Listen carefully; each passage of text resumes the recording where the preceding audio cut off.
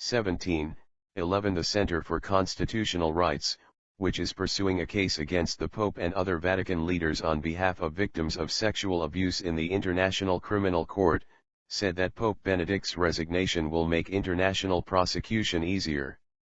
1704 Here is a summary of today's key events. Pope Benedict XVI has resigned, saying that at his age he cannot carry out all his tasks adequately and is losing strength in body and mind.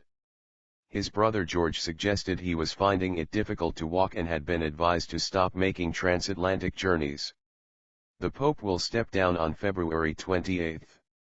A papal conclave will follow to elect his successor, who will be in place by the end of March, and perhaps in time for Holy Week on March 24. Ghana's Cardinal Peter Turkson, Nigeria's Cardinal Francis Aarons, Canada's Cardinal Mark Aguilat, and Italy's Angelo Scola emerged as some of the leading candidates to succeed Benedict. One of the next Pope's first trips abroad is likely to be to Rio de Janeiro for World Youth Day on July 1. Benedict says he wishes to continue to serve the Catholic Church through a life dedicated to prayer. He will revert to his former title of Cardinal Joseph Ratzinger upon his resignation, the Catholic Church in England said. There was absolute silence this morning when the Pope told cardinals the news, according to Mexican prelate Monsignor Oscar Sanchez, who witnessed his resignation. The Pope made his decision over the last few months, Vatican spokesman Federico Lombardi said, and it took all his closest aides by surprise.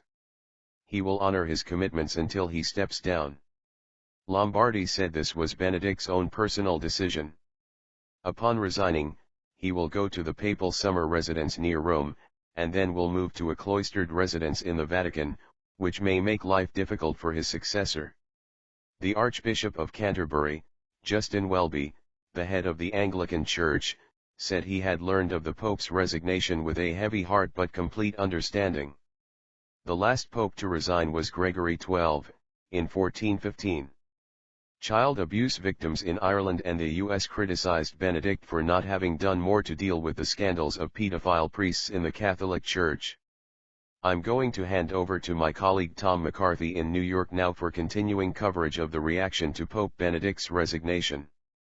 1629 Bill McMurray, a lawyer from Kentucky, who has sued the Vatican for sexual abuse allegations going back as far as 1928, has told Karen McVeigh in New York it was difficult for him to believe that Benedict had stepped down for health reasons.